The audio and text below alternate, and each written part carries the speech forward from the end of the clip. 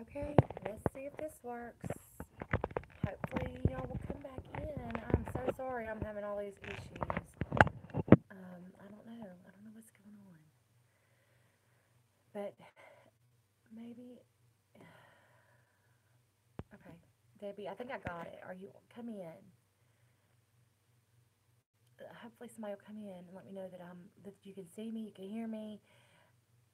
I'm here. I'm seeing myself in all this beauty. So I'm gonna try to get Debbie, Sid's angel, Debbie Davis, on the line because we had so many problems going through and trying to get her on here. And so maybe we can do it this way. Y'all let me know if you can see me. Drop me a comment, smash the like button. Um, Let me know if you can, because we've had so many problems. Like seriously, this is take number 16. I don't know what the deal is, but I'm gonna try to get Debbie. There? Yeah. Hey, am I on? Are you? Can you see me? Actually, that's what I was going to tell you. I went to it, and it said it's not showing. Okay. It's showing live, but it's not showing a red. When you're, oh, it's finally, I yes. just yeah. I just went back out. I had to go out, go back in. It wasn't connecting. I had to completely leave the YouTube app and go back in. Like completely do everything. Go like shut everything down. I'm muting everything. That's crazy. So, are you on? Yes, let me pull up the chat. I've got the chat. I've got the chat. I do. Can you see the chat? I don't see any comments yet, but it's enabled. I should be able to see it. Yeah, they'll come back. They'll come back. Yeah. Hopefully Tracy will come back and join me. She's like, dang, y'all done tried this thing 2,500 times in 10 minutes. Just show where you're from. So I'm sorry for all the problems. I don't know. I don't know what my iPad was doing, and then it started doing it on the phone too. And I don't know. It's crazy, crazy, crazy, crazy. It'll show where you're live now, though. When it shows the red live, like it'll say live in red. Yeah. Yeah, I see it now. It's counting now. It wasn't. I mean, it was like frozen, and then when I tried to get out of it, it started. It came back on again, and then it said that I couldn't connect. And Well, I tried to reconnect, and it wouldn't connect. It wouldn't connect. Wouldn't connect. So I just got out of all of it. Hey, Tracy, thank you for coming back, and thank you for your patience. I think we're good. My hair ain't too good, but I think the rest of it's. I think we're good. I got Debbie on the phone. I tried to get her in the chat, but it's not working. it ain't working. We'll figure that. Yay! You can see me. You can hear me, Tracy. We're good. We're good. Well, we good. Yay! So I tried to get Debbie on the panel, but it ain't happening. So we just had to put her on the phone. So hopefully y'all can hear her and y'all can hear me, and we won't have any more technical issues or Tracy, if user errors. Uh, she can hear us both. Susan, I'd wait a few more minutes and let people see that yeah, you're that I'm finally live. you're finally live, and they'll come back. And a lot of times, my first live, I think I had 3 people in my room, but I didn't give up. Yeah, it's not about that. I mean, they can go back and watch it on the replay. They can, I mean, I'm not doing this to be YouTube famous. I'm not doing this for any other reason except that, Debbie had told me there were some people who wanted to know my story. And um, I love to share my story because I fought like hell to get there. And it took me to a place to where I never knew I'd be. Exactly. They can watch the replay. And that's the only reason that I wanted to do this is because if I can help one person get from the point that I was Right? 10 years ago, 15 years ago, um, to where I am now, and not that I'm perfect and good and everything's white picket fences for me right now. Girl, I got my coffee. I done had my breakfast. I'm good for a while. So, um, that's the only reason I'm doing this. I want to, if I can help somebody, then I'm all about that. Um, but I wanted Debbie, I really wanted her to be on my panel for several reasons. One, because she's like my biggest I mean, outside of my husband, like she's like my confidant, my, she's my ride or die. She is truly my ride or die. And she has been my ride or die since before my husband came along. For most of my life, like for the majority of my life, Debbie has been there.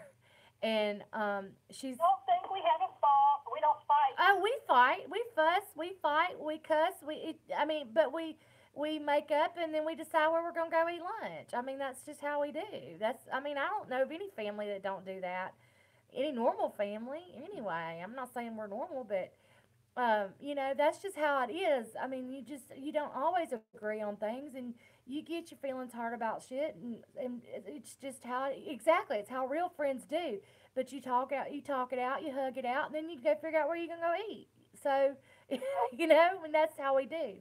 Hated that I totally thought Lacey's, and why I thought that because I should have remembered they had the same birthday as Mammy. She had the same. Well, and it was just a hard time. It was a hard time for I think for everybody.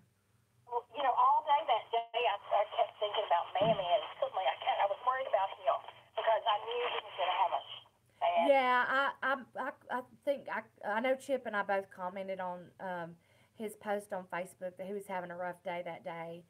Yep. Because we remembered that it was, they shared a birthday, and I just put, I didn't want to say, it's okay, because, nobody wants to hear that.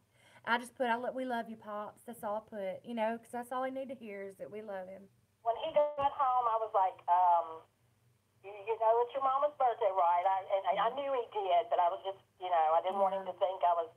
And he's like, yeah, that's all I've thought about all day. And I said, well, I've thought about you all day. Do you know what Lacey I got so excited about? What? She found out, she loves Dolly Parton.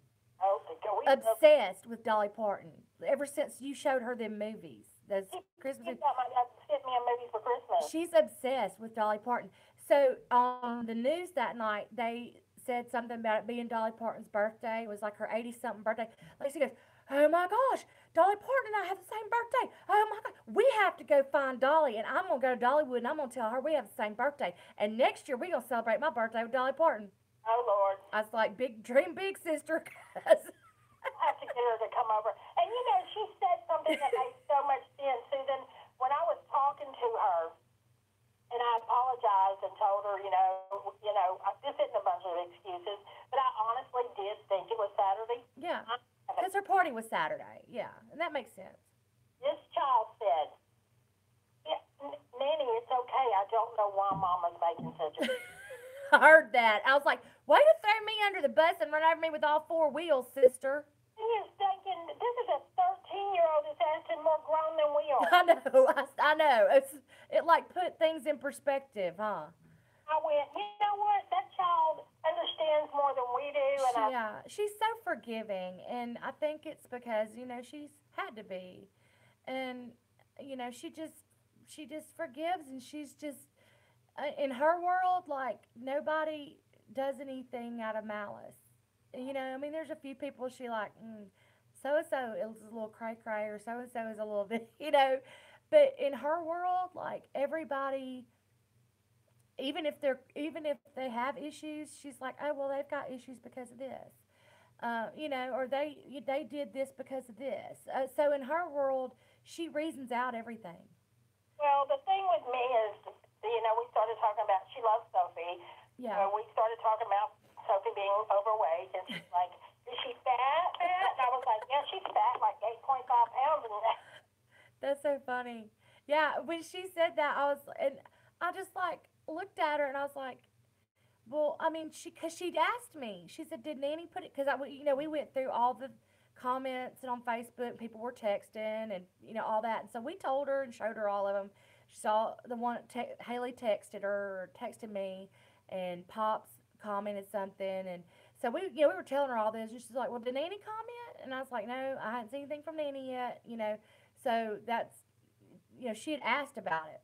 Right, and that's what it did hurt my feelings. Please know it hurt my feelings. Well, I mean, it happened. It hurt mine, but it's over and it's done with. It's like I said, it's over and it's done with, and we're gonna figure out what we're gonna eat next week.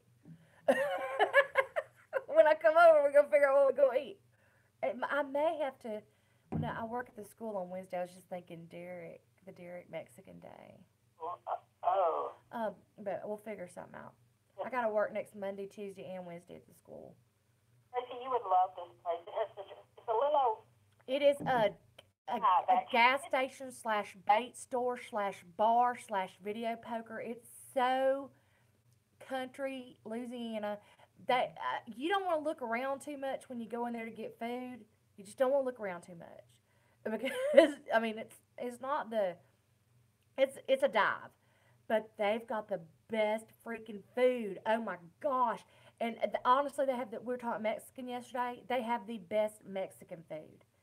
I mean, the best. And they know me because they know on Wednesdays I'll call up there and I'll say, hey, they say, hey, Miss Susan, you want your regular? Because I get 2 chicken tacos and salsa and queso and chips. They know what I want, they know how I like it, and they have it ready for me when I call. Oh, good. Oh, It's pathetic. It's because I work at the school on Wednesdays and I leave there at 12 and I'll call, be like, hey, they're like, hey, Miss Susan, we'll get you ready. I was like, that's pathetic. Tracy, I threw up again this morning. I think it's her gallbladder. I really think it's your gallbladder. See what I think it is. I'm not throwing up food, okay? What I Yeah. is that damn. I think it's reflux because as I'm throwing up, I can taste that hot. You know what I mean? Yeah. Well, that's what Lacey did. That's what, when we took her to Houston, and, she recently tried to get off her omeprazole, and because we thought maybe she could go without it, she lasted 3 days. We had to put her back on it. It's not that I'm. Yeah, Tracy is still eating them dang dill pickle chips. Yeah. It is. It's gross. I hate pickles. I hate them. I'm telling y'all, those dollar Tracy, the dollar ones that I showed you from the what is that Dollar? Susan, what's that down the road from me? The Family Dollar. Only dollar. Those chips were a buck a bag. Those were freaking. I had to send Tracy pictures. I like to mess. I can't even stand to look at pickles in the store. And I remember one time I was babysitting Debbie's youngest daughter. She was probably 11, 12, 10, 11, 12, or somewhere around in there. Debbie had gone somewhere, and her and Sid were gone. I was just me and Lindsay. And Lindsay loved them big old pickles, and Debbie bought pickles from in big jars from Sam's. And there was one left in it, and Lindsay wanted it. So here I am standing over this big jar of pickles, still full of that pickle juice. It's like reeking, trying to catch this pickle with a fork, elbow deep in this pickle juice, gagging. I am literally gagging. And to get this one pickle for this child, I just looked at her. I said, you better know I love you. I would not do this for just anybody. Yeah, catch a pickle. And I was like, I would not do this for just anybody, Lindsay. You better know I love you. I can't stand them. I don't. It's some terrible things. I'll be eating them pickles in front of Susan. They're so gross. When I was working at Velocity Care, we ordered out, and I would always tell them, if I got a burger or something, make sure they don't put pickles on it. They would go and check my burger before I went in there and ate it to make sure it didn't have pickles. But if they took them off, I knew. I still could taste them and smell them. It's just, I can't do it. I can't do it. I purposely put them like in the middle of me and Susan in the car, and I'll eat that. Oh, Tracy, have you tasted the dill pickle sunflower seeds? Have you done the dill pickle sunflower seeds? Oh, that's gross. And now Debbie's got Lacey eating them, and now she wants. Tracy said no, she hadn't. Lacey wants to buy pickles and all that. I have to buy them for her though. Chip does buy them for her. I don't get them out because they're nasty. He's funny. That is so funny. They've got popcorn now, and they got popcorn, y'all. That's just I think they're made by. Let me go tell you. I'll tell you who they made by. Hold on, just a second. I go get them and show them to y'all. They're made by Black. She's gonna show them to us. How's she gonna show them to us at the phone? I mean, I'm right. I'll send a picture. I'll tell her what they look See, like. she gonna send you a picture, Tracy, because she know I don't want no pickles. It's black. I said you gonna send Tracy a picture because you know I don't do no pickles. I ain't gonna send it. Oh wait, here they are. Here they are. She's crazy. Now, Tracy, they're made by Big. They're made by Big. They're big pickles. Yeah, Big, and it's called Big Plastic Dill Pickles. No, I know Tracy. She's on the damn phone. gonna text it to you though. She I'm gonna going to text it take to a you. picture. I may not Look, get it to this her side, right I don't know now. what's on with my hair. Like this side's doing something different than this side, but y'all, I don't care. Take this picture. You watch. Okay? I'm telling you, I'm gonna come on here one day and I'm gonna be like full on. My hair's gonna be all because I do big hair. Debbie's daughters tease me that I can get my hair from flat to fabulous in like 5 minutes with some the right tools, and they tease me about my big hair. And Lindsay used to make fun of her all the yeah, they always make fun of me about my big hair. So one day I'm gonna come on with full makeup and big hair and teased out hair, and y'all gonna be like, dang.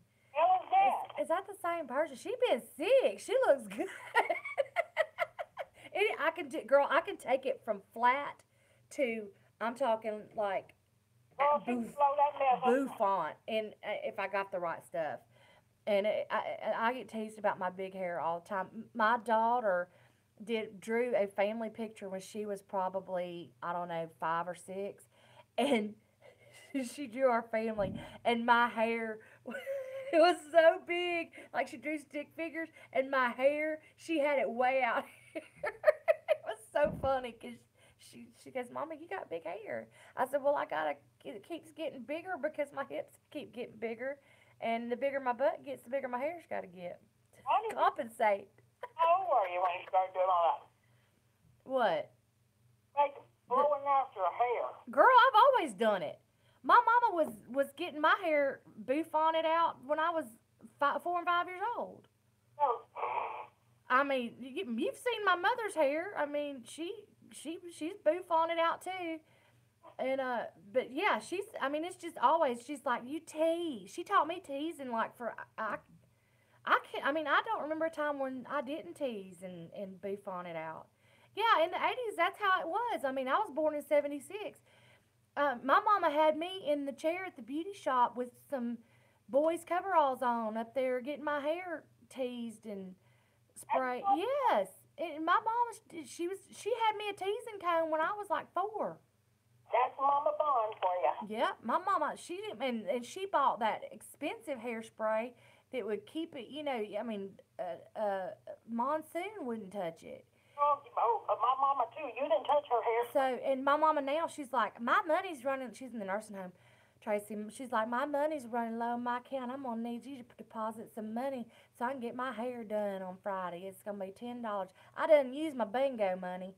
Remember when she had the Aquanet in there and we were busting up laughing? Oh, well, she's downgraded. She used to order stuff from, I don't sleep in a wrap. Now, I've thought about it. My mama does. I mean, or she did. She don't now, but she did. And slept on a satin pillowcase. Yeah. So I think I am actually going to order me a satin pillowcase because it would help for, for me, because I sleep crazy. I toss and turn. And all these curls, they get all matted up. I mean, I wake up. You've seen that little meme where the like curly headed llama and be like curly headed girls wake up like this. That's me. I mean, that's how I wake up. Like it just is everywhere. I see hit her like button, babe. So What we need to do is probably go ahead and start your story because people will Yeah. watch it. A lot of people are at work. They Yeah. will watch. I know TPG will. yeah, oh I know. Yeah, he told me he's like I'll catch it so on the replay. Lisa Arts will. She will watch it. I hope Lisa's feeling better. She just looked like she was in pain on the porch. Thank you, Tracy. Remember her back now because her and I have talked about mine. Hello, camera. I hope y'all are showing me out there and go, hey. You haven't commented, so but you are a mod, so you can see the comments, right? I can see every comment you got. The only one I'm seeing is Tracy's. Are there others? Let's see. No, just Tracy. Okay. Yeah, I don't want no trolls coming up in here because you're gonna get pounded with the wrench. Now the trolls are back. Now I didn't get trolled. Usually when the trolls come in, everybody in YouTube land gets attacked with trolls. Yeah. They're just out there for some reason. Everybody gets attacked. They're so stupid. My wrench holders will beat you down. They beat you down. And a lot of They don't play. Look, what you say. my posse don't play. Oh, Tracy, I did some fried pickles in my air fryer. We got to talk about this and stuff. I'll tell you about the fried pickles later. Anyway, Gross. God, I got it. I'm eating the sunflower seeds. So if you can't find that, I'll send you some. Jeremy eats those. They're just, ugh. Did he get those? I bought those first. Did I get them poor kids started on that? Probably so, because you know that I don't buy that stuff. I bought it at Bucky's, remember? Yeah, that probably so, because I don't buy that stuff. I don't buy nothing with pickles. I mean, if it's in this house, Chip bought it.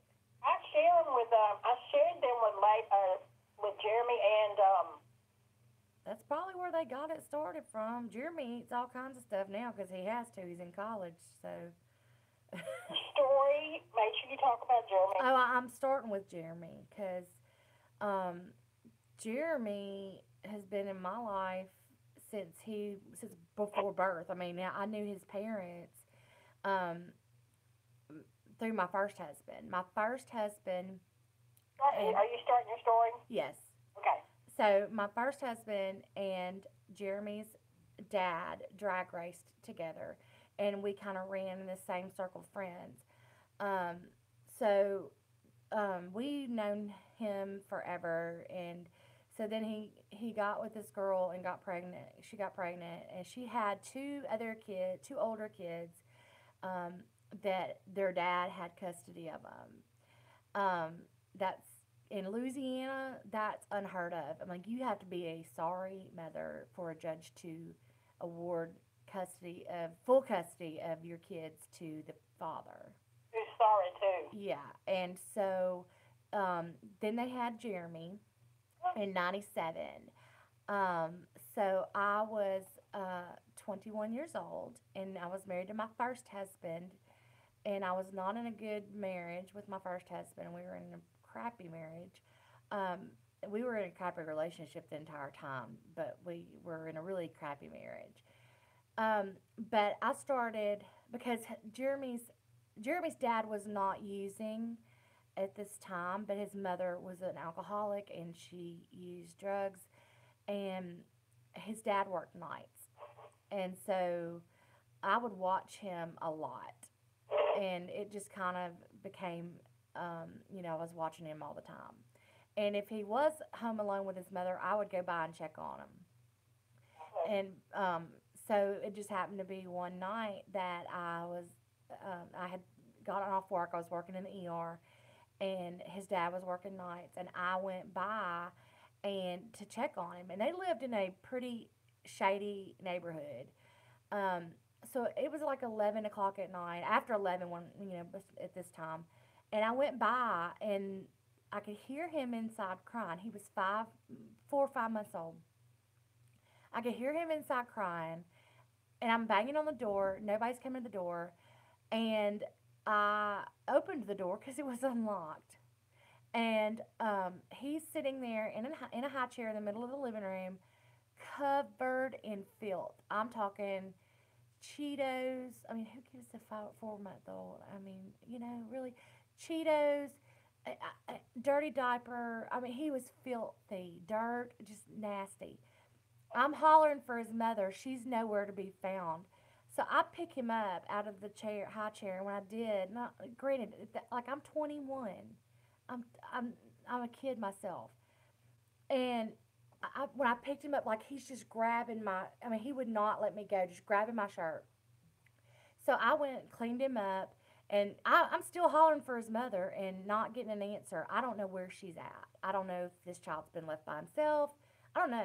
I mean, I know her history, so kind of, Um, finally, I looked out the back sliding door, and there she is, passed out at the table outside, and she was drunk, high, all the above. She's passed out across the table. So I went and packed a bag, and I went out there, and I lifted her by the back of her head up off that table, and I said, "I'm taking your effing kid, and I will make sure you don't get him back in ever." And I'm calling his dad. So that's exactly what I did. I took him. I called his dad, and his dad was like, "Let him stay with you until I can get." Yeah, she's mother of the year. And I'm not gonna talk. I'm not gonna talk really bad about her because she did die last year. No, yeah, yeah, well, 2016. She died in August of 2016 of a drug overdose. Um, and so, but she left. She ended up leaving and never looked back. Um, and so I continued babysitting him most of the time, and he kind of, went back and forth. His dad was just not. I mean, his dad is not stable. Was never stable for very long, and ended up getting into drugs himself. So long story short, with that, Jeremy just came to. Jeremy went through some. I mean, he saw some horrendous things with his dad when he was with his dad. His dad's not a great person either. Like I said, he's uses, and he's had his bouts where he's been clean, but he's I don't know if he's clean now or not. We don't communicate. Um, but when Jeremy got, I mean, Jeremy was pretty much living with us from that point on. I mean, for the majority of the time, his dad was still in his life, but um, and then it just became permanent. We didn't have any guardianship. We didn't have any papers or anything until he was about 6. And then I was like, okay, we have to have some kind of medical power of attorneys something where if I need to take him to the hospital, I can. So he agreed to do that. He did not give us full guardianship until Jeremy was 15, and that was only to get him a passport. Um, but we have raised him, so it was just kind of a power trip kind of thing. He doesn't really have that much of a relationship with his dad, just kind of but he does have a relationship with some of the people in his dad's family. He doesn't have any relationships with his mom's side of the family. She reached out to him, and he told her no. He didn't want anything to do with her, because she was still using. She had another child after Jeremy that's younger than Jeremy, who's 14 ish, 14, 15 now. Um, in fact, he was the one that found her dead in a field, in a pasture of an overdose. It's so sad. But when she passed away, I told Jeremy, I will go with you to the funeral. I will, that's your birth mother, and I will support you. I'll go with you, whatever. Because I knew her. I knew her before Jeremy, and I was sad about, it was just a sad situation. He looked at me. He goes, "My mother's not dead. My mother's sitting right in front of me, and I'm not." He was about to leave to go back to school, to go back to college. He is in college to become a youth pastor. He's an amazing kid. I mean, I could not be more proud of this kid, because he has overcome so much, and um, he's overcome rejection, and he's just overcome so much, and now wants to take his story and help other people, and I'm so proud of him. And he's just a good kid, but he was about to go back to school, like 2 days, like when the day of her funeral, and I said, "I'll go with you. We'll travel if we have to travel. I'll go with you to her funeral." And he looked at me and he said, "I don't know her. I don't, she never reached out to me until I turned 18." And then it was just, she said, "Oh, I'll buy you a car. I'll buy you this. I'll buy you that." She couldn't have done that if she wanted to, because she didn't even have a place to go. Um, and he knew it. And I never talked bad about her. I never talked bad about his dad to him or around him. Um, and but he told me, she never made me a priority in life, and I'm not about to make her one in death. What do you say to that? I mean, he had that's the way he felt, and I mean, I said okay, and he went to school, and that was the end of it. And I'm just like, if you ever need to talk about it, you feel different, then come to me. He's like, "My mother's right here.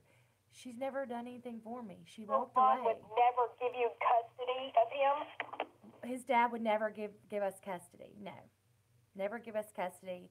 Um, he did give us guardianship, but I mean, Jeremy was 15, and Jeremy had been with us since he was 5 months old. So I mean, he wanted that income tax money, baby. yeah, he did want to claim him on income taxes, And then he has other children, which he paid child support on, he is my boy. He's our son. And he will tell you, these are my parents. This is my dad. And yeah, I love my dad. And, his grandparents are, they are involved. And they have always been involved. And they support us raising him. They tell us all the time, you know, Jeremy would not be anything without y'all. And they are very supportive. They help him out with, with different stuff. His dad, um, but his mom's side of the family, he's just disconnected. He's like, "You're my mom. You're my fam. This is my parents. This is my dad, but these are my parents." And that's just the way it's been. As a matter of fact, when I divorced my first husband, Yes. I still, we obviously I had Jeremy, so I was still talking to, still running in that little circle of people, and that's how I met my current husband. We had known each other and not really talked. I mean, we knew of each, who we were, but we never talked until like a year after my divorce. And You didn't tell them what Wade did to you, knowing you couldn't have children. yeah, Wade, my first husband, cheated on me multiple times before we married, which should have been my first clue. Um, Multiple times after we married. We had an abusive relationship. He would go and stay gone for days at a time. I had both my feet operated on at the same time one time. I had to stay overnight in the hospital. I never saw him. He left me. My parents brought me. Hey, the white Tupac. Hey, thanks for coming in. Hey, Chad, baby. Thanks for coming in. I'm telling my story. I'm just getting started. I missed your pranks. I'm gonna have to go back and look. I'm gonna have to watch it. Debbie was telling me you were doing some pranks. I gotta go back. I gotta go back and watch it. Um, but my first husband treated me like crap. I mean, he just did. And we went through fertility treatments, and he really wasn't involved. He was just like, I got diagnosed with polycystic ovarian syndrome at a very young age, like 14, 15 years old. So I always had problems. And they told me at 14, 15 years old that I may never get pregnant, may never have a baby, have children. And if I did, it was, I needed to start young because it was going to be a process. So I married this fool, knowing what I was getting at 19 years old. Debbie told me, I mean, she's on the phone. Chad, Debbie's on the phone. We tried to get her in on the panel, but we weren't able to. I had issues trying to get this live up, but you need to get married, but find the right one because I did not find the right one the first time. I don't regret it because it brought me what I have now, but he put me through hell. So we were like kind of halfway doing fertility treatments and trying to get pregnant, even though he really wasn't about it. And we were separating and getting back together, separating and getting back together. I'll marry you, Chad. Shit. We'll do a sister wife kind of thing. Uh, and so he ended up cheating on me with my best friend, who was also dating his first cousin, who does that. And he knocked her up. He got her pregnant. So we separated for good that time. And one of the last things that he told me before our divorce was final was, and he never, I mean, he always said, yeah, if we get pregnant, we get pregnant. If not, we won't. Then when he got her pregnant and left, then he said, I'm with her because she can give me what you never will. That hurts to this day. Like, that sticks in my mind to this day. And, I mean, who says that? So, anyway, he married old girl, and they got 4 kids now. One of them's hers from a previous marriage, but they got 3 together. Yeah, she was dating his first cousin and had left her husband to be with him, and then found out he had a vasectomy because she wanted more children. And that's when she started cheating with my husband. I take a little credit for that because she was my quote best friend, and she needed handyman stuff done over there, I'd like, hey, won't you go help? Will you help her do this? Will you help her do that? Well, he was doing more than laying pipe, honey. He was definitely lighting her pilot lights, and so he knocked her up, and we finally divorced. Debbie refused to come to our wedding because she knew I was making a mistake. I was 19, but that tragedy in my life brought me to my current husband, who I've now been married to almost 17 years, and he is like opposite end of the spectrum from my first husband. He is amazing. He's a good man, and this is a God thing. He was friends with my son's with Jeremy's birth dad, and that's how we met. So he had been in Jeremy's life his entire life too. So Jeremy just knew us. I mean, and he never saw us being together, but he was only 3 at the time, and so when we got married, it was just like, he just we'd both been in his life all the whole time. But Jeremy's amazing. He is my son. Um, Even if it's not by birth, that is my son, and he will tell you this is my mom, and he's amazing, and he's up at Ozark Christian College right now. He's 20. He'll be 21 in June, and he is going to be a youth pastor. Um, and he just has the most amazing heart. No, birth means nothing. That is my baby. Yeah, Jeremy well, both my kids call Debbie Nanny. Debbie is actually my daughter's godmother.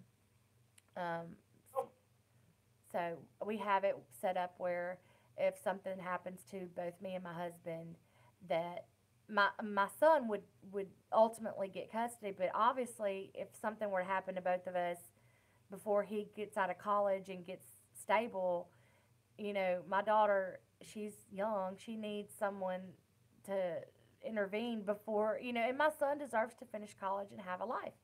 And I would never want, you know, something like that to prevent it. So, um, Debbie is her godmother, and I know that if something were to happen to me and my husband, both of us, that Debbie and her family, her daughters, they love Lacey, and they would carry out our wishes, and they would support Jeremy, and they would love my child, and take care of her until Jeremy was able to. And so that's how it's all set up, and I'm so so grateful for that. But I married my second husband, and we immediately. I was only 23 when I'm 24 maybe when I married him, and he was 32. And so he'd sowed his wild oats, and I was so between my divorce and the time I started dating my second husband, I'd sowed a few myself, and so we were pretty ready to start a family early on. We got married in just quickly. I mean, it was like we just knew we wanted to be married.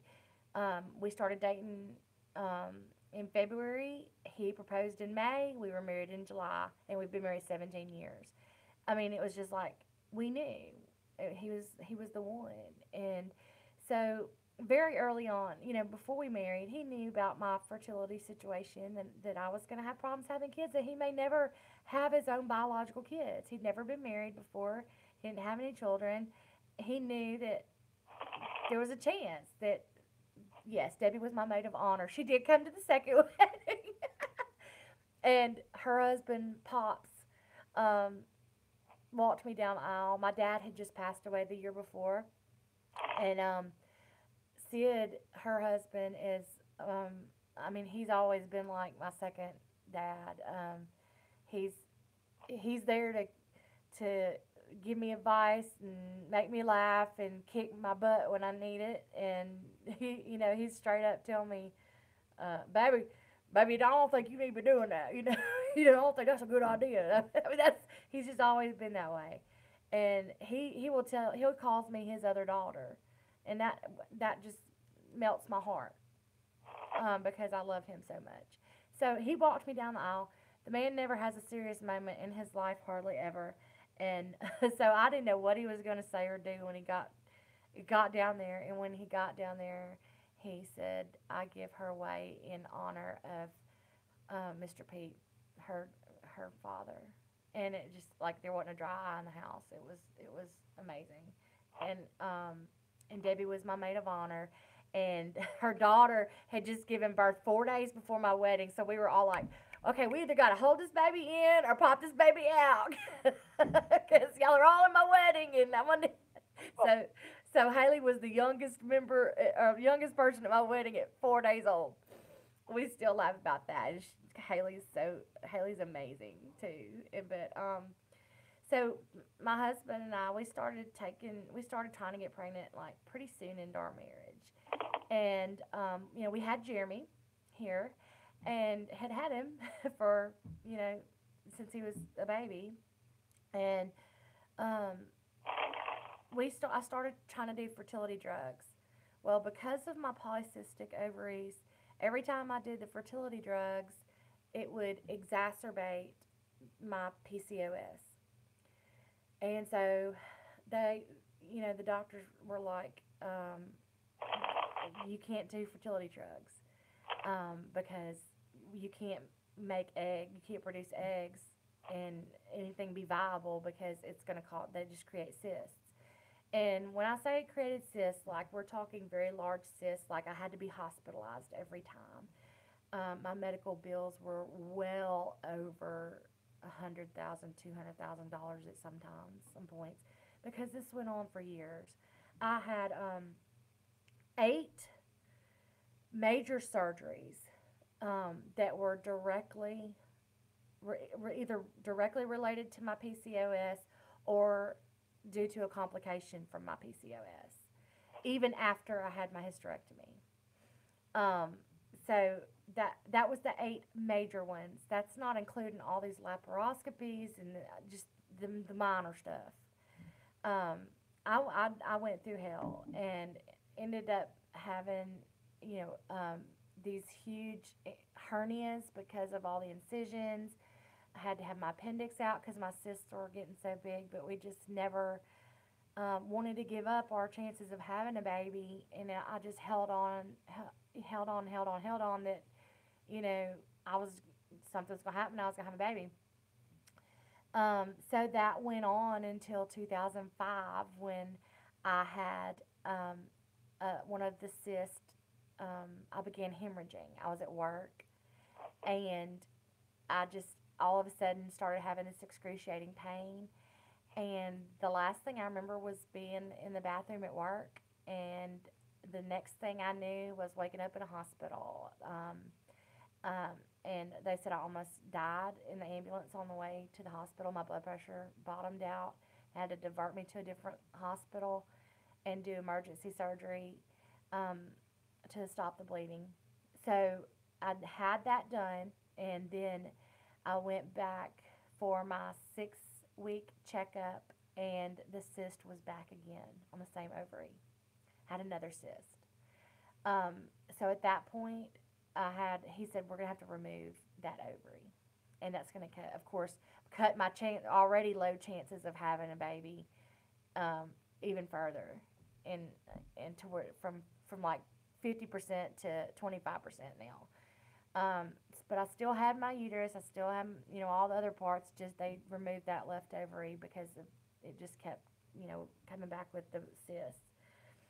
And that hurt. It hurt me because it did cut my chances. But I still held out hope that something was going to happen. But I just kind of kept getting even more and more sick. I went from one specialist to another.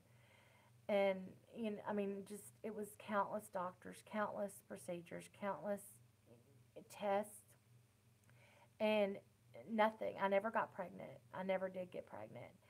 Um, I count that as a blessing now because I don't think, with knowing what I know now, I would have never carried a child. I'd have never been able to carry one um, with what they found out when they did do the hysterectomy.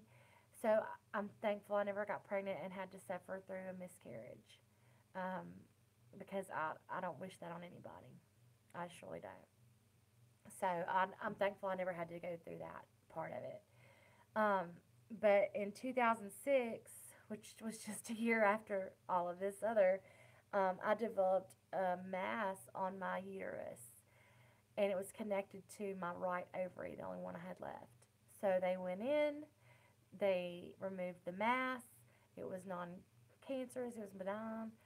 Um, and I went back for follow up 3 months later, and it was back and larger than before.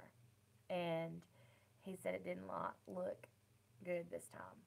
So that was 2007 because I had the first surgery at the end of 2006, like November, October, November 2006. And they did my total hysterectomy um, in March of 2007. And when he went in, he said, "There's no way I would have ever gotten pregnant. There's no way I'd have ever carried a child because the one remaining ovary, the fallopian tube was wrapped around it. I mean, it was in bad shape, and the mass had precancerous cells in it. So thankfully, they caught that in time, and they were, did the total hysterectomy. Had just turned 30 in November, so I was still pretty young, and so after that, after I had that hysterectomy, I went into a deep depression. Like my chances were over of ever carrying a child. And the things that my first husband said to me, and mm, I'm trying not to get emotional because I promised myself I wasn't going to. The things my first husband said to me when he got my best friend pregnant, of she can give me what you never will. That's still stuck in my head. And so I remember telling my current husband to leave me because I was worthless. I felt so worthless as a woman. Like the one thing that women are supposed to be able to do, I couldn't do. And I thought he deserved his own kids. He deserved his own biological kids. And I begged him to leave me. And he said, "I didn't marry you for your ability to have kids. I knew that this was a possibility. I married you because I love you." And I mean he just was amazing. And I'm so thankful that God blessed me with him. I said I wasn't gonna do this. You're fine. I said I wasn't gonna cry. Um, but I remember like going back from one of my checkups. This like after I could drive, like I went because I had a horrible time after my hysterectomy with getting my hormones regulated, and so I would have to go like all the time to try and change hormones because I was so young, and I had to try all these different hormone stuff, and I was a raving lunatic. I mean, ugh, the devil incarnate. I mean, like I'm surprised that anybody wanted to stay around me because I mean it was bad. Like I was, ugh, it was bad. You don't know how much hormones affect you until they. Yeah, I was mean. I was so mean and angry. I was. It wasn't just the hormones. Like I was angry. I was hurt. I was angry. Um, to me, my life was done. Like I loved Jeremy as my own child, and I would, you know, he was mine. Um, but it was. I wanted. I wanted more. I wanted another child. I wanted a child of my own, and I wanted a child with my husband. And um, I remember driving home from one of those appointments and thinking, coming down the road, towards my house, and I'm just thinking, I just want to drive my car off the road and hit that tree. Like I'm done. Like they can go on without me. They deserve to go on without me. Chip will take care of Jeremy, and he can go on and meet a woman and have a baby, and they can all be happily ever. I mean, I truly considered it. I was like, there's a tree coming up over here. I'll just drive my car right on into it and be done with this, and everybody else be better off for it. And I remember thinking that. And a song came on the radio right at that moment. And I don't know if y'all have. I didn't tell anybody till a long time later, Debbie. Um, a song came on the radio. I don't know if anyone's ever heard it, but if you haven't, then look it up on YouTube. It's by Casting Crowns, and it's called "Praise You in the Storm." And it just spoke like what I was feeling, because like the first words, and I had never heard this song before. I was just kind of flipping, and it was the words were like, I know it by heart now because even now when I hear it, I tear up. And it's talking to God. It's like, I was sure by now that you would have reached down and wiped our tears away and stepped in and saved the day. But once again, I say amen, and it's still raining. And then the verse goes on to say, but as the thunder rolls, I barely hear you whisper through the rain that I'm with you. And that kept me from driving into that tree that day. Because that's what I wanted to do. I wanted to just end it. And that, I mean, God spoke to me through that. And when I hear it now on the radio, I still tear up because it takes me back to that day. Thank y'all. I said I wasn't going to cry, dang it. Oh my gosh. I can't believe I'm doing this. Um, but it was like God intervening and telling me, yeah, I got an answer for you, but it's no. And sometimes God does answer our prayers as no. It's not always yes, but He does still answer them. And everybody's like, "Oh, yeah, answered prayer." Well, yeah, and we think that when things go our way and we get what we want, but sometimes, just like any parent, He says no. But He says no because He has something better planned, and that was our situation.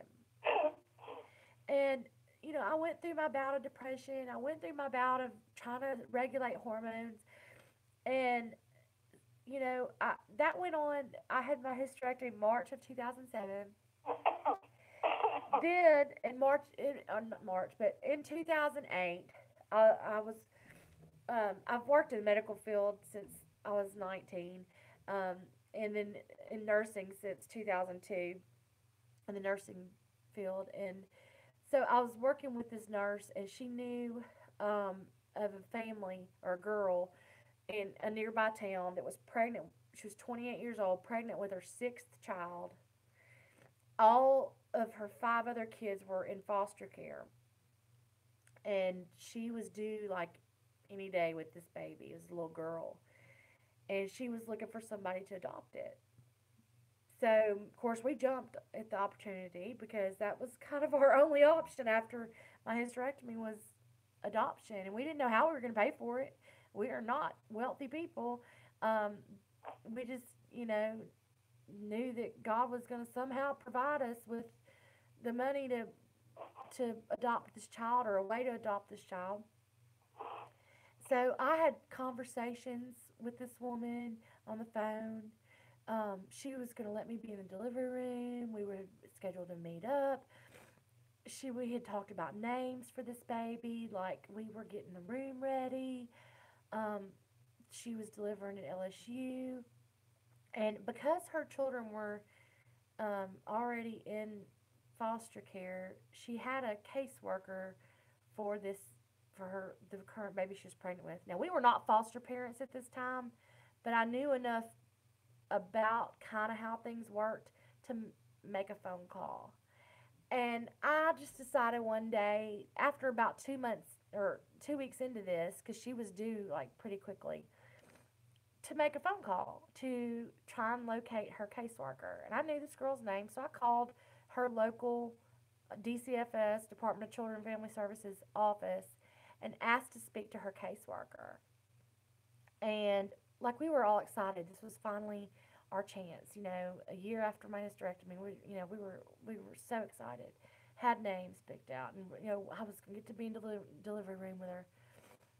And I talked to this caseworker, and I'm like, told her who I was, and I was like, I've been dealing with so and so, and um, I just need to know like how we need to proceed. I'd already talked to an attorney.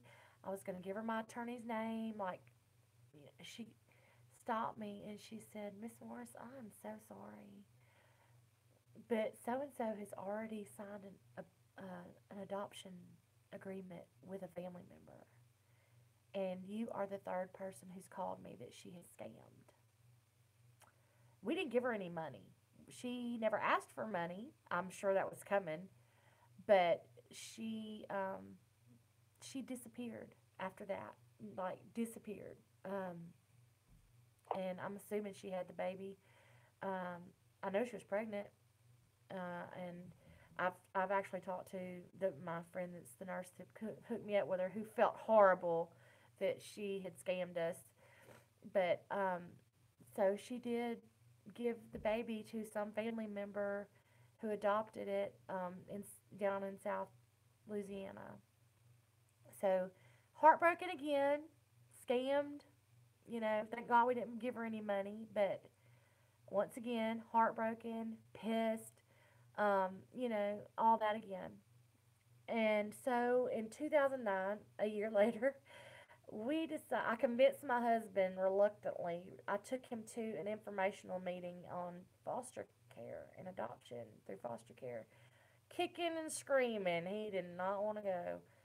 Not that I really wanted to go either, but I was like, we had looked into everything. We'd looked into overseas adoption. Well, yeah, like we could afford that. I couldn't even afford a vacation at that time to go to those places, let alone go adopt a kid from there. And we had been scammed by private adoption, and we were like, what else are we gonna do here? I mean, we're not gonna just. I mean, somebody's not gonna knock on our door and say, "Here's a baby." Good luck. I mean, that just doesn't happen. I mean, it happened one time with Jeremy. That was kind of the situation, but that just didn't happen. And so we went to this informational meeting, and we made a decision that we would become foster parents.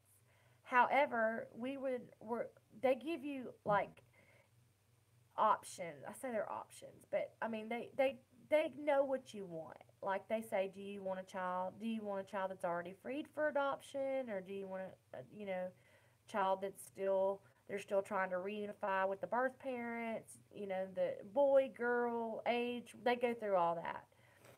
So we decided we would do it, but we would only adopt a child that had already been freed for adoption, which meant that the biological parents' rights had been terminated, and this child was free for adoption, no red tape, all that kind of stuff.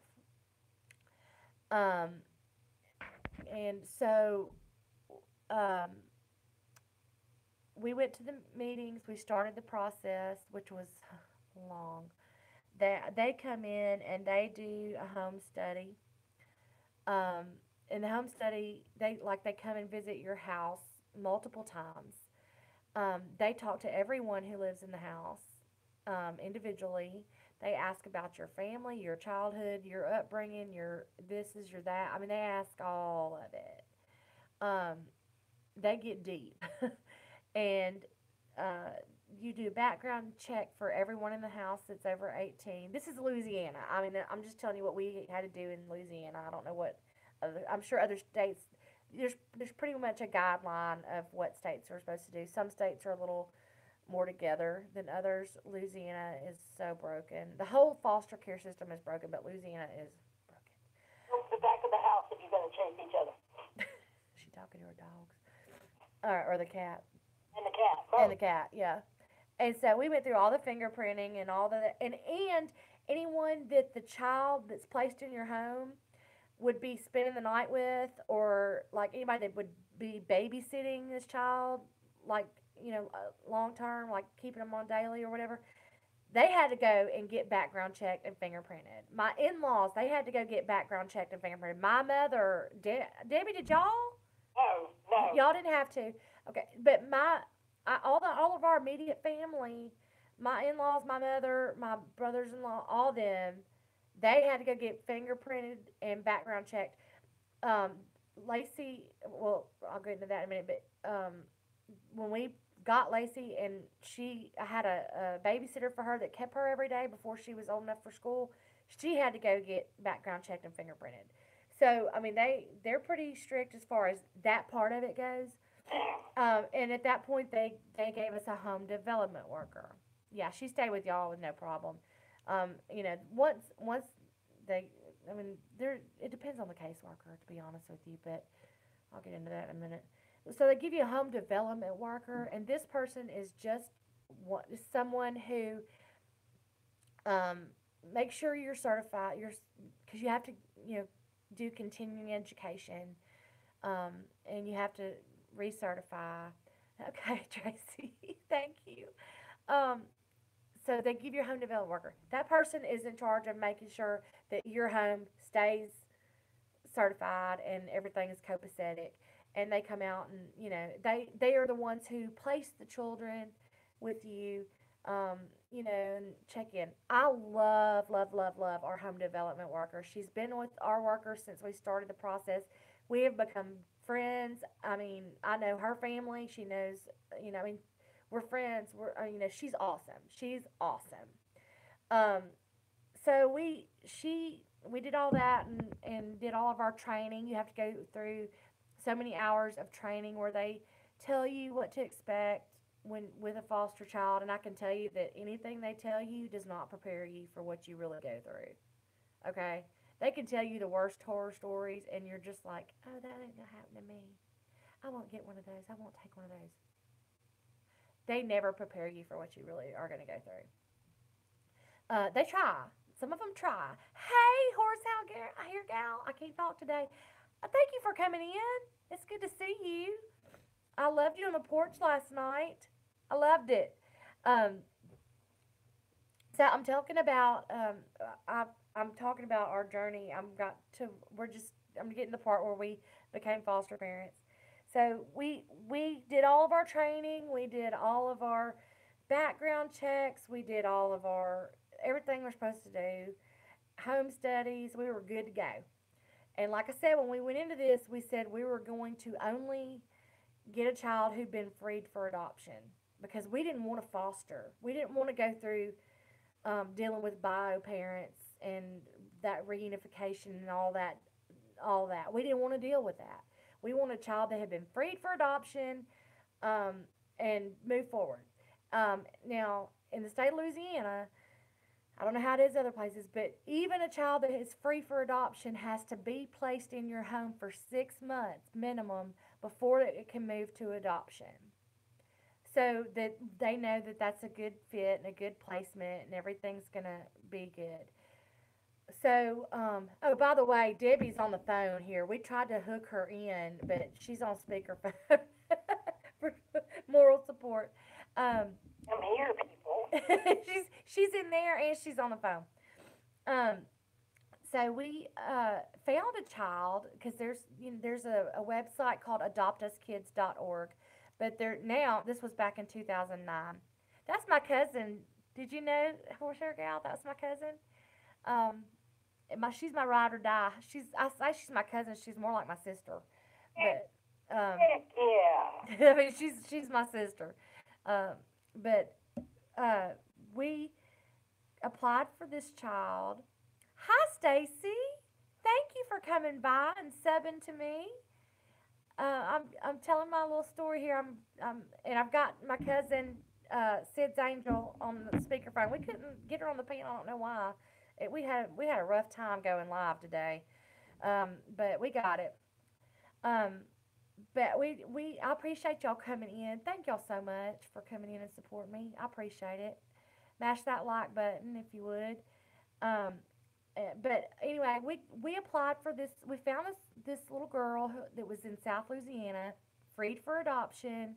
She fit the things that we wanted for a child, and so we applied to adopt for to have her placed. And we waited and we waited and we waited and we waited. She was 6 years old, and um, we never heard anything back. And so one day, I just happened to call my home development worker, and say, "Hey, have you heard anything? Any updates or anything?" And she goes, "No, but I was just about to call you." And she said, "I know that y'all said you wanted a child that was already freed for adoption and all that." She goes, "But I don't know why I'm telling you this, but there's a little girl that is not freed for adoption, but has it's looking like it's going to be. She will be freed for adoption." And um, thank you for coming in, Stacy. I appreciate the support. Thank you so much. Um, so she was telling me about this little girl, and that she was 4 years old, and she did have some health issues, but she didn't know to what extent. She didn't think they were major, but they were chronic stuff. It was some nothing that she thought I couldn't handle with my medical training. Um, and that's pretty much all she told me. I mean, she's like, "I can set it up. You can meet her." Um, and I was like, "Okay, I'll have to talk to my husband before I say yes, because she's not freed for adoption. I'm not sure we want to jump into that, because this was our first placement." And so, just a little backstory: my husband and I had always said that if we had Jeremy, we wanted a little girl. And we had always said that if we had a little girl, we wanted to name her Gracie, which was my grandma's name, or Lacey. And so at the end of my phone call, that's a little backstory to that. At the end of my phone call with my home development worker, I'm jotting down all the information so I can talk to my husband, and I'm not real sure how he's going to react, because he didn't want to do this to begin with, and I'm not sure I can talk him into doing the foster care thing, um, if the child has not been freed for adoption. So I just, at the end of the conversation, I said, "Let me talk to my husband and tell him, this situation. What's the child's name?" That's a question that I was told to always ask. And she said, "Her name is Lacey." What?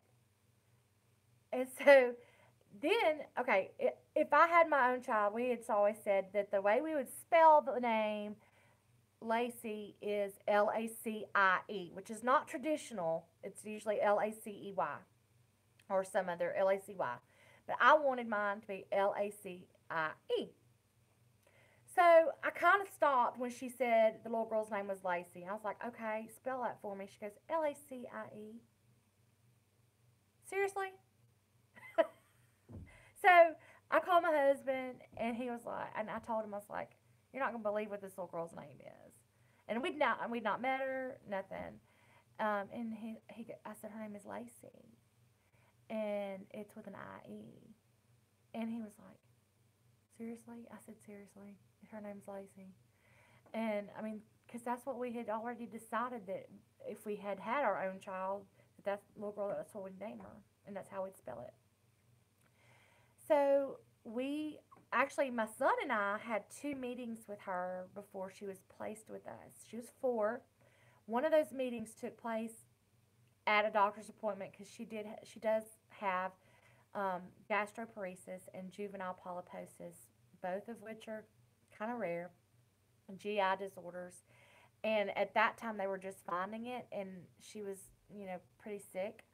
But it, like I said, was nothing that I didn't think I could handle, and I think I've handled it pretty well. Um, but So that was one of our meetings, and then another of our meetings was at Chick-fil-A, which she had some speech delays, and she called it Chick-fil-A. But I did not find out a lot of her backstory until she was placed with us.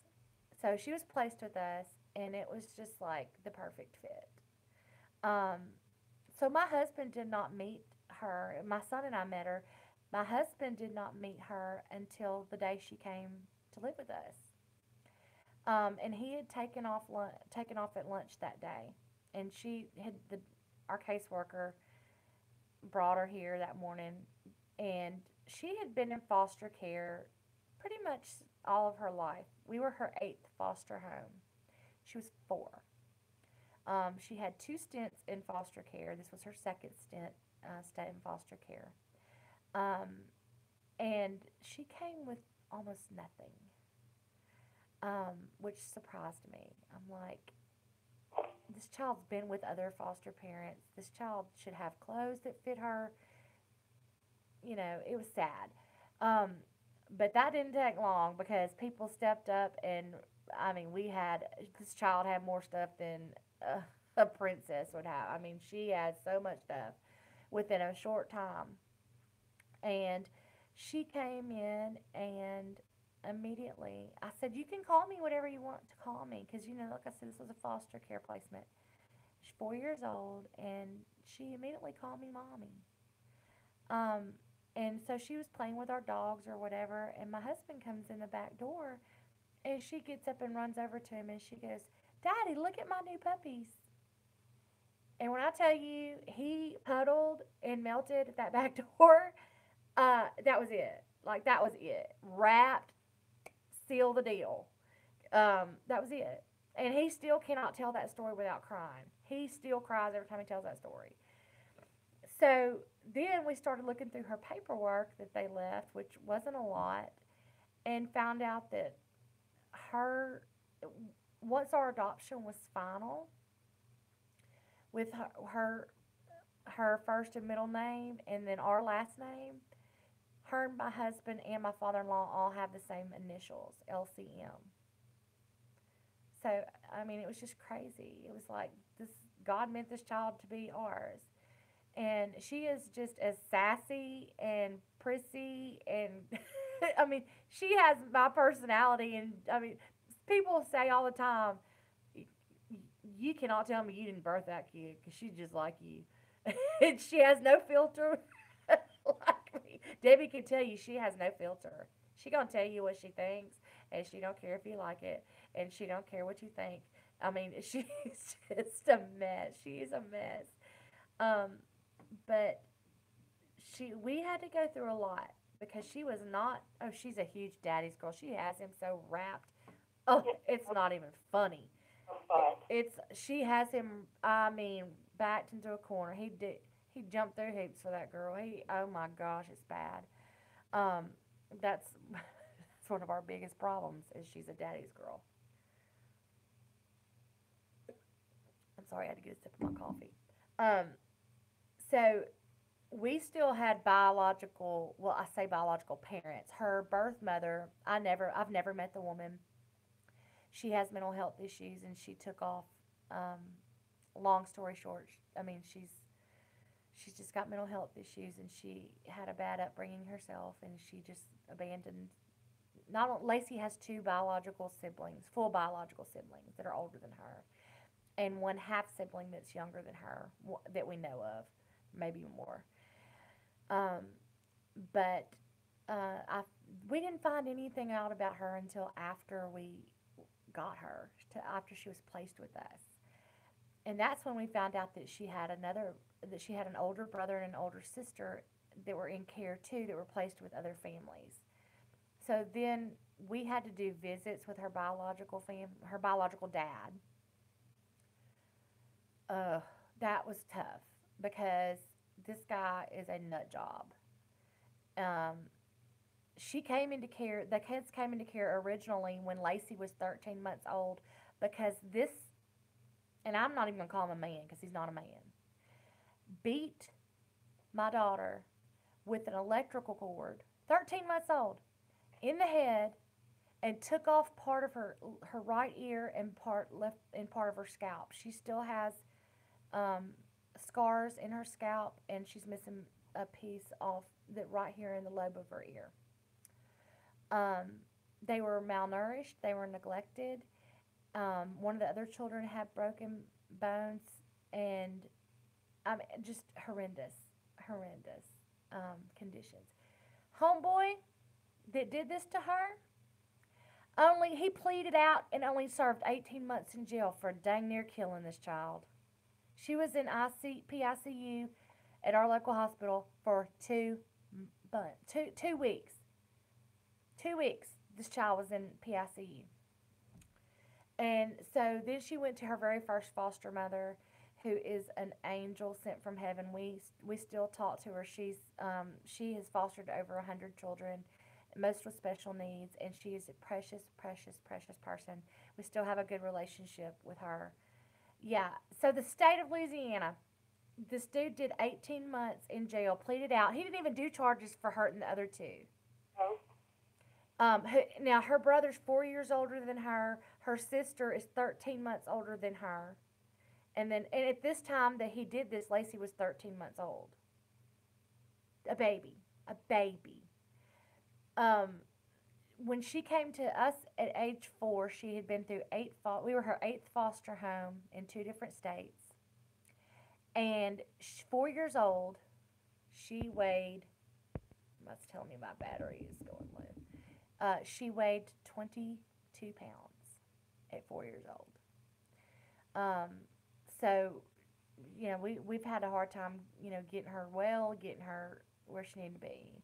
Um, it's just, so he got out of jail, and because of the circumstances, it fell through the cracks, and the state of Louisiana was letting him visit these kids once a week and giving him the goal of reunification to try and get these kids back for over 2 years. They were letting him, trying to give him every opportunity. They even told him if he went to our local rescue mission and checked in, they'd give him the kids back. Is that not crazy? So Lacey didn't know who he was. I mean, she had not seen him since he tried to kill her. So I mean, he'd been in jail for 2 years, almost 2 years. So she didn't know. This was just somebody she went and saw once a week. The two older ones knew him, but she didn't. It's just somebody she went and saw once a week that brought her candy and cokes for an hour at the state building. He's a piece of work. We've even had to try to take him back to court after our adoption because he threatened to kidnap the kids back and even attempted to kidnap the older one, went into the yard and tried to. So I had to go and try to get a restraining order and all this. But anyway, my restraining order stays with me because, like Medea, I keep the peace, I keeps me a piece of steel. So if he ever tried to come in my yard, he's going to leave in the back of a hearse because I'm going to blow him away. And everybody I mean, Debbie knows, they all know what he looks like. They all carry. Everybody that my daughter spends time with or goes with, they know what he looks like, and they will blow him away. Yeah, I'm working on that. But in Louisiana, you can open carry in Louisiana, and your vehicle is considered an extension of your home. And so, yeah, and I told him in court because the judge said she expected that we would protect her by any means necessary. And I looked him straight in the face and I said, "You better bet your ass I will too." And we got outside the court and I said, "You come near her, I promise you, you will leave with way more holes than you arrived with." So that's my last interaction with him. That was back in 2015. Um, but the, we got her September 23rd of 2009, and we've dealt with this fool and all his shenanigans. Like, he'd done moved on, had another relationship, had another kid. yeah, AIDS. Yeah, the woman had AIDS and she had kids. He beat those kids, got her kids taken away. It's you can't make this stuff up, okay? You cannot make it up. And he's sick. He's just sick. But we developed a relationship with Lacey's siblings and their families, and they get to see each other. Her brother was just here over this past weekend for her birthday, so they do get to see each other and FaceTime and all that. And they still suffer from. She's still in counseling because now that she's older, she's just turned 13 this past weekend. Um, she's just now questioning, like, why. Yeah, he shouldn't reproduce. They should. Yeah, exactly. He should be in prison, to be honest with you. But I don't know why he's allowed to walk the streets and still have children and be around children. Somebody's gonna take him out one day. That's he's either gonna take himself out with being with these folks that he's dealing with because he's an addict, and yeah.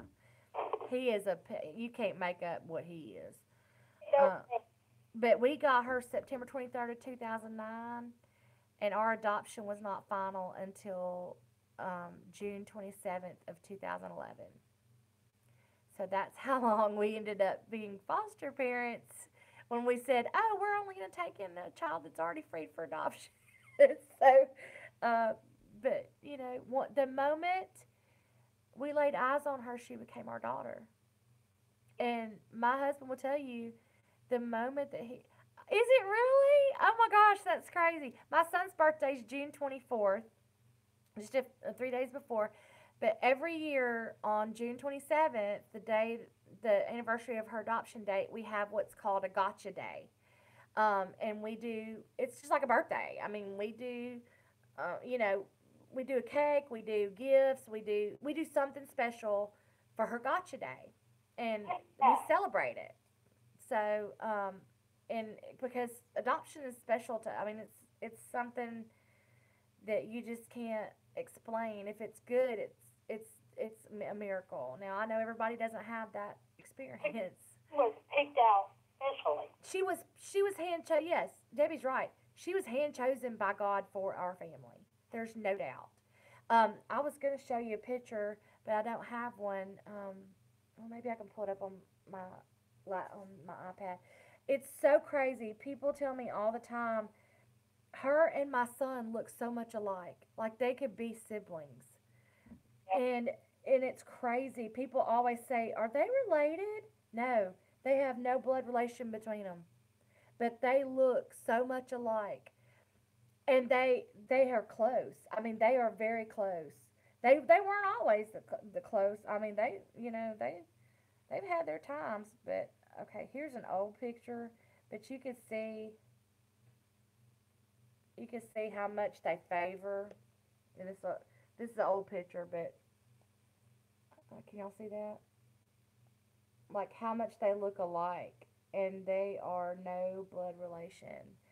Um, they both, and me and my I always say, me and my husband have blue. I have green eyes. He has blue eyes, and blondish, sandy hair. We are pale, and you can tell that our children aren't biologically ours because our children are skinny and fit, and ain't neither one of us skinny or fit. so, and they don't look like us, but they're ours, y'all. They're ours, and you know, she knows her story. She knows why she came into care. Um, we've been upfront and honest with her when she's had questions because age appropriate. We have to go back as she gets older and say, here's what happened and here's why you came into care, and um, you know, this she will tell you her story, and she'll tell you why God made her go through the things she had to go through to get to us. And has it always been that way? No, but she's there now, and she gets it, and she knows she's loved, and she knows that she's got so many people who um, love her and care for her and are there for her. She's very close to Debbie. Um, that's her nanny. That's her godmother, her legal godmother. She does go to school. We had issues with school because she was so far behind. At 4 years old, she didn't know her ABCs, her one, two, threes, her colors, nothing. So I put her in Head Start, and then when she got old enough, she went to public school, and that was good for kindergarten and first grade. But when she got to second grade, she couldn't read, and they didn't. The school she went to, like it's a big school, and they were like, you know, sink or swim. So that didn't work well for us. So we ended up pulling her out and putting her in like a homeschool. It was a school, but it was more like a homeschool curriculum. Hey, Tupac, I'm glad you're back. And so that was a better fit for her. And then that closed, and we moved her to a. This all happened within 2 years too. That closed, and we put her in another private school. She was there for 2 years, and 2 weeks before school was supposed to start, I got a text Oh, Chad. Okay, Chad. um, they texted us and said, "Hey, by the way, the school's closing. We won't be having starting school." Are you kidding me? So I was kind of flipping out about that. Um, but God led us to the private school that she's in now. She's been there for, this is her fourth year. Um, and it is amazing. These people are our family, and they love my child. They have brought her from not being able to read to honor roll in just the time she's been there. Um, and it's a Christian school. They have Bible classes. She's in that Bible, and she has developed. It's helped her spiritually, and to where she didn't have that before. You know, here's another picture. Here's a more current picture of my son and my daughter. Did it just go blank? It sure did. So you can see how much they look alike, and they have no blood relation.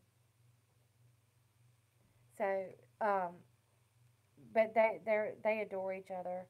Um, but this school she's in now has helped her so much, and she has some learning issues. She has ADHD, which we treat for, and they've been so patient with helping her. They're a huge blessing, and yeah, it's tough to pay that tuition every month. But I'm gonna tell you, I would do anything that I had to do to make sure it got paid, because that they have been such a tremendous blessing.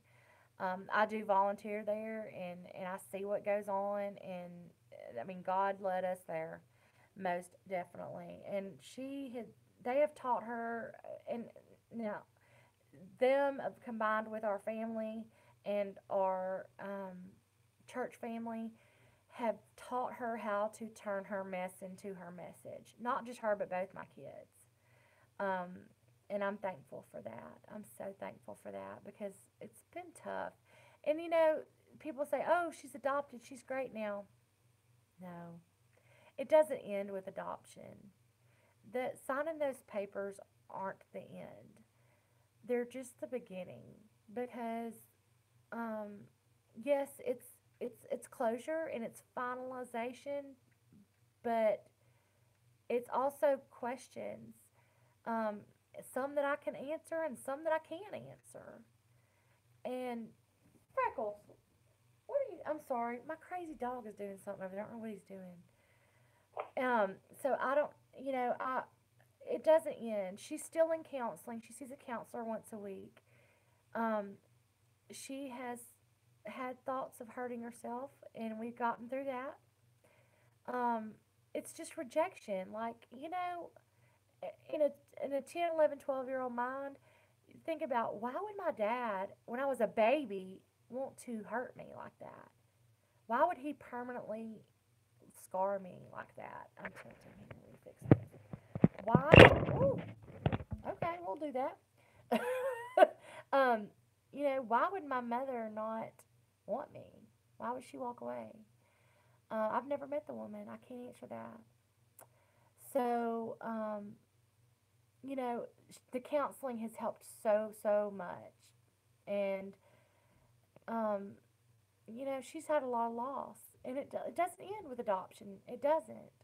It's going to be a lifelong, it's a lifelong thing for her. It's going to be. But she knows that she has people that we're committed. Her brother's committed because he's kind of been through the same ordeal. That Debbie and all of her family, that they're committed to ensuring her success and ensuring that she's loved and she knows she's loved and she has people she can go to who will help her and never give up on her. So I'm thankful for that.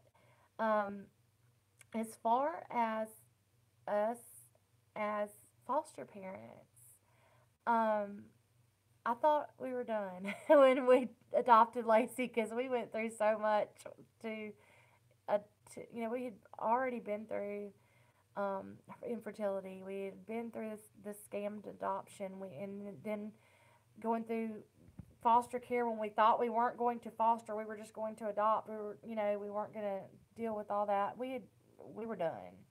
We were still certified as foster parents, but we thought, we're not, we're done. We got our family. We're done. So then in 2013, we adopted her in 2011. It was finalized. 2013, I randomly get a call from my home development worker saying, I was just about to call you. Or I was calling you about this little boy. He's 2 years old. His name is and his name, she gave me his name. I'm not going to say his name because he's no longer in our home. And she told me the story and assured me that it was about to go to adoptions. And um, so we took him, fell in love, head over heels in love. Never thought that we wanted another child in our family, but this was just like an added gift. And we were assured that we would be going to adoption before the end of the year. He'd been in care already too. We were his third foster home. He was two. Um, and we had him for almost 10 months, and we're planning on adoption before the end of the year. And we went to court, and the judge made the case of why he shouldn't go back to his parents, including the fact that they both tested positive for drugs. Mom had checked herself out of rehab. She had, I mean, the list goes on and on. She had had four other kids, and they were all taken away from her, or she gave them, sold one for crack. Um, I, I mean, like I said, you can't make this stuff up. The judge himself made the case of why they shouldn't go back and gave him back.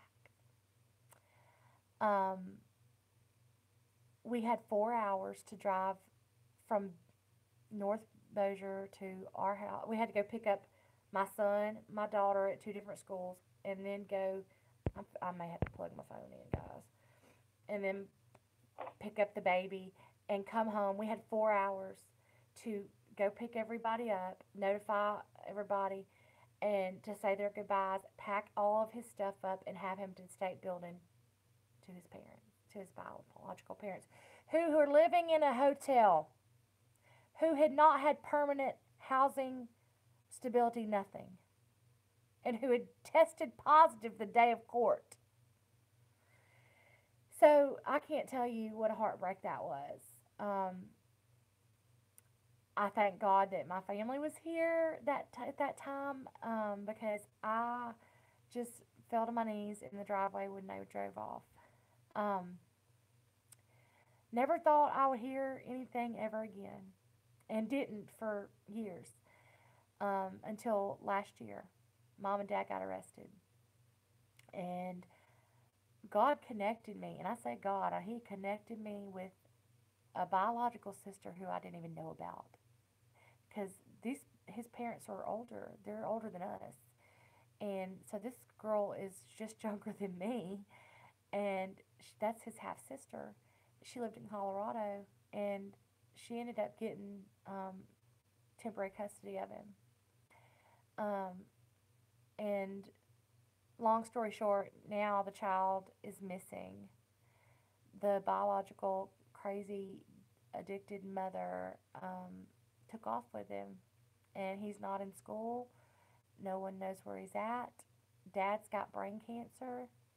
Um, Nobody knows where he's at or what's going on with him. So we continue to pray for him. Um, so that was another heartbreak through foster care. Dad got clean. Dad got clean and then got cancer. God love him. I do talk to him sometimes, and he is doing okay. He just wants to see his son, and God, I can't imagine. I mean, he's a good person. He just got a rough time in a bad situation, but he got himself out of it. And I have no doubt that if he got the baby back, that he would. Of course, I say baby; he's 7 now, but um, that he would do what he wanted to do to take care of his son. Um, And then we thought, okay, now we're really done because we've been hurt and we're done. We're getting too old for this. And my niece had a baby, and I brought this baby home from the hospital because my niece had to stay. She had some complications. Brought this baby home from the hospital. Basically, took care of this baby for 2 years, and then find out that mom and my niece and her boyfriend were doing drugs and were doing meth around this baby. And that's just the tip of the iceberg. Like, there was other stuff going on in the house. So they removed the baby and placed him with us through foster care.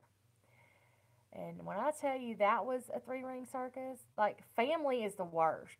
Family situations are the worst. When you're the foster parent and you are taking care of a family member, it's the worst because it brings out anger between family members. It brings out all kinds of stuff. It brings the ugly out. Um, and so he was basically living with us since, I mean, birth really. And then he turned 2, and just weeks after his, actually 1 week after his second birthday, the judge gave him back. So now he's back living in the same situation he was taken from. So after that, we're done. Like, done. Um, our house is still open, and I never say never because when I say never, it always happens. But we are still certified foster parents. We do respite, which is like if another foster parent has an emergency and they need someone to keep the child short term, like a weekend or 3 4 days, we do that. Um, One of my foster parent friends locally actually has custody of her niece and nephew, who just happened to be the first cousin of my daughter. Like, that's a whole family. The whole family's crazy. So I help her, at times keep the babies, um, and do respite for her. And I've done it for a few of my foster parent friends. How did your daughter deal with your niece's baby? She did not deal with that good. Neither of my children did. Um, Either with either one. When we lost the first one, when that went back, the judge returned home, and when we lost my great nephew, um, because my niece has not spoken to us since, and I've not seen the baby. I've not seen my great nephew, since the day we returned him. Yes, They and I'm starting my soup. I'm listening. Yeah, they cut us off completely. So we we don't know. I mean, we just hear bits and pieces through other family members. But my daughter and nor my son did well with that. But my daughter has a heart for other foster kids, and I believe that she will make that. She will probably become a foster parent because she has a heart for foster children. And my son, he's told me he wants to adopt. Um, so I think both of my kids will probably do something, and they'll probably do something later in life. But it's brought me from a place of I just want to go to I just want to adopt, and foster care is cheap and it's free and it's the easiest way to do it. Um, and that was in 2009 when we started this journey, to now 2018, 9 years later. And I have seen so much through my own experiences and seen so much through my these relationships I've developed, and I've made some good friends through this. Um, I've seen so much, and I've heard so much, and I have experienced so much with friends and family that now I want to advocate for for change, for to make it better, so that these kids don't have to go through multiple placements because it hurts. I mean, that's long term. I mean, that's long term damage. That's long term rejection. So now I advocate and I try to help other foster parents. I try to help other people who are interested in foster care, because I'm gonna tell you, they're gonna paint this picture for you It's not going to be a pretty picture. They're going to tell you a little bit about, yeah, you're going to have, you could encounter this, you could encounter that. You are never going to be told the truth, the 100% truth, and nothing but the truth. Okay? Ever. If you become a foster parent, you're going to find out things that you never thought you would find out. You're going to learn things and see things you never thought you would. And so that's my goal now. I want to be an advocate and help other people who are either who are walking this journey or have been through this journey, or that's my goal now. Is has brought me from I just want to get in here and adopt and get out to now I stay certified so I can help other people. I don't, that's just where I am and where God brought me to. If anybody out there has you've heard my story, you want to talk, want to reach out, my email is in my about. Please feel free to email me, comment, um, whatever, and I'll connect with you. Um, because I wish I had had someone who had been through it to guide me and talk to me, or just I mean, I had people. I mean, I had Debbie. I had people in my life that I could go to, but nobody who'd been there and been through it. It was all new, and I had to learn as I went, and learn from other people. That and people I didn't even know at that time who've now become like family to me. Um, but God has taken us through a tough, tough journey. But it's He's brought us so many blessings through it, and so many lessons. Um, and it made me who I am now, and I'm a very different person because of it. Um, both good and bad, because the hurt, it sticks with you. So some wounds never heal; they just scar over. This is Debbie. I don't know what she's making. What are you cooking? What are you cooking? What kind of soup are you cooking, Debbie? I'm making some vegetable soup. Oh, okay. I know she's on my house phone because we couldn't get her on the panel. We tried. I don't know what happened. It was a mess.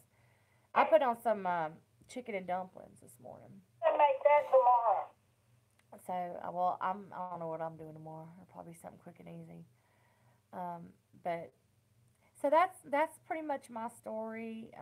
If y'all have any other questions, or you'd like to connect with me, talk to me, I'm always happy to connect with other people for whatever reason. And it's not easy. It's not easy at all when you deal with this kind of stuff. And you know, whether you become a foster parent and you already have biological kids, or you're doing it because you can't have your own for whatever reason and you want to do it, or you just felt led to do it, just know what you're getting into. It's such a blessing. It's such a blessing. You're right, Tracy. If this helps one person, then it was worth it. Um, but just it's so much more than what you're told. And there's just things that you try to navigate through, um, and you need somebody to help know how to navigate properly. I wish I had had that early on to know how to properly navigate, and maybe some things would have turned out differently. But I have it now. I have the knowledge now, and I have gone and, like, I had a friend who had a child from birth, and then at 3 years old, they gave it to a great aunt up in Washington who never had even met the baby, and she fought it, and I helped her, and I testified for her, and they ended up sending him the child anyway, but it was heartbreaking. It was heartbreaking to see that, and she's never recovered. But anyway, that's my story, and I'm sticking to it. I'm stuck with it. Uh, I thank y'all for coming in today, and it's just, I hope that I can, even one person, if you got something out of it, thank you. I mean, that was my goal. Just one person get something out of it. I probably talked way more and way longer than I So should have. what? Dude, there's a so what?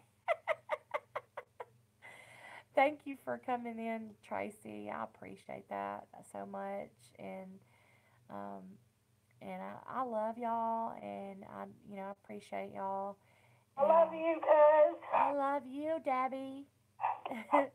Horsehair gal, thank you for coming in, and I'm thankful I was able to share it, and I was given the platform to be able to share it. And I'll share more down the road. I got a lot of stuff. I, Playlist. I got a lot of stuff to say. Debbie could tell you we go out of town together. We just talk and talk and talk and talk and talk. I put this video on my playlist. Yeah. So I got some stories, y'all. I got some stories. She ain't gonna do. Yeah, some of them I'm not gonna tell, so because I gotta protect the innocent or protect the guilty. The innocent would be me. That's your lie, baby. Tell it like you want to. No, the charges. She has kept me from catching a few charges. I will say that. Yeah. She has kept me from catching a felony or two. You have road rage. I do have road rage, and you did keep me from killing that one girl that my first husband cheated on me with. Yeah, it was pretty. Only because you were driving and I couldn't reach the pedal. Oh, you wanted me to run over her. I did. I tried to get you. I tried to push her foot down so she would run over. She was standing in front of my car, flipping me off, and I pushed Debbie's. If I had been driving, homegirl would have been under the tire, but and it was my it was my truck. Um, I was pushing Debbie's leg down. Run over these. Debbie's like, stop. So yeah, she has kept me from catching a few felonies, but yeah, we have done some stuff. Oh, that night. We have done some stuff. Yeah. Tracy, it is never dull when we roll. It is never dull. It really isn't. That is one thing that it's never dull. Yeah, no jail for me that night. I mean, Have a good time. that thank God, because I would have gone to jail. I was ready to kill that girl. For multiple reasons, but yeah, she's kept me out of jail a few times, and I've kept her out of jail a few times. But it's never dull when we're together. Ever, it's never dull. It's always interesting. We've got some stories. We get in trouble even when we're not trying to get in trouble. It's true. Like we went and stayed at this hotel to visit my son last year, year before, and the people in the hotel called the front desk and said we were being too loud. We weren't doing anything. We were two women who were tired and laid up watching My Big Fat Fabulous Life on TLC. She was crocheting and I was over there about half asleep. We were trying to figure out what we wanted to eat. Are you kidding me? Yeah. So Damn people. yeah, they called and said we were being too loud. Okay, well, let's talk about the soccer team that's staying in every room next to us. What is that? I think Debbie hung up. Yeah, we've been bad, but we weren't being bad that time, and we got in trouble anyway. I don't know. Yeah, so we get in trouble even when we ain't trying to get in trouble. And then we end up telling folks off, and then we do get in trouble. Yeah, Debbie, it disconnected. It just started giving a busy signal. It's weird. That's okay. You were with me through my story, so I appreciate it. Debbie lived it with me, and she's like I said, she's been there for me through the good, the bad, the ugly, and all the in betweens. So, but we have fun together. We get together. It's never boring. We embarrass my kids. Well, we don't embarrass Lacey that much, but Jeremy gets embarrassed. My son gets. He'll be like, "Yo, please don't embarrass me. Please don't." And then that just makes us want to do it more. So now Lacey's getting older. She's 13, And she's telling you every minute that she can. I'm 13 now, but yeah, Debbie said, "Remember the ducks." We were driving him back to college one time before he got his truck, and it was flooded in this part of Texas we were in, and there's a video on our Facebook pages of this. It's hilarious because we were driving. Debbie's taking video of the flooding, and she's like, "It's flooding." She's live on Facebook, I think, and she's like, "It's flooded, and see y'all. Look, there's some ducks out there." And Jeremy's like, he's in the back saying, "Those aren't ducks." And, he goes, "They make ducks. Those are birds." And she goes, "They're ducks." And I know he just didn't say that because he didn't want to, because his teeth would be knocked down his throat. "They're ducks." It was hilarious. And so Jeremy didn't say anything else about whether they were ducks or birds. But yeah, he embarrassed. He'll always say, "Y'all behave, please behave." So we try to behave. Now at his last soccer, when we went down for a soccer game in August, I didn't behave. I behaved to the extent that I could control myself at a Christian college, but I did try to throw my lawn chair at somebody that that was ugly to my kid. But I didn't. I didn't throw it far. I just picked it up and kind of tossed it at him. And then I said a few choice words, but they weren't cuss words. I controlled the cuss words. I just, yeah. So I have to have to watch what I say. Sometimes you just have to throw a chair, Tracy. My husband told me the other day. I said I don't have anger issues. He goes, "Really?" Because we went to Talladega to a NASCAR race one time, and he bought me a brand new camera for the race. And I used to be a Dale Earnhardt Jr. fanatic. I was a huge Dale Jr. fan. And he was running the race up until the last lap, and then someone uh, bumped him and wrecked him, and it was a huge wreck, and he lost the race. And I reared back to throw my camera at the track. and, and Chip grabbed it. My husband grabbed it. He's like, "You throw that camera and you're going down after it." So he still gets on me. He's like, "You don't have anger issues? Okay, miss, I'm going to throw my camera because homeboy lost the race." So yeah, I do have. But when you mess with my kids, Mama Bear comes out hard and with the claws out. I don't play when it comes to my kids. I will get downright nasty, dirty with you if you mess with my kids. I don't play that. And now, if my kids are in the wrong, then I'm gonna straighten them out too. But if somebody's messing with my kids, just be messing with my kids, or they do something wrong, no, no, no, no, no, no. I don't care if you. I don't care if you're 8 or 80. You mess with my kids, Mama Bear's coming, and she's gonna have claws out and some reinforcements. That is the way it is. Uh, my son had a problem with a college roommate, and this was a boy that I knew. The boy had lived with us for 3 months before he went to college. He's someone we knew. He was a local kid, and then went off to college with my son, and what they were roommates. And he just flipped the switch and started bullying my son and put my son through total hell. No, no, no, because my son's very passive. He takes a lot before he gets to here. And me, I can take it from 0 to 10 in just a minute. And so he's totally not like me. He'll take it, take it, take it, take it, take it, and won't say nothing. So he was telling me and going through all the stuff, and I said, "You gonna handle this, or do you want me to handle it? Because if you want me to handle it, I'll handle it." And he's like, "No, no, no, I'm gonna handle it." Well, yeah, he handled it till he couldn't handle it, and then Mama stepped in, and Mama took care of it.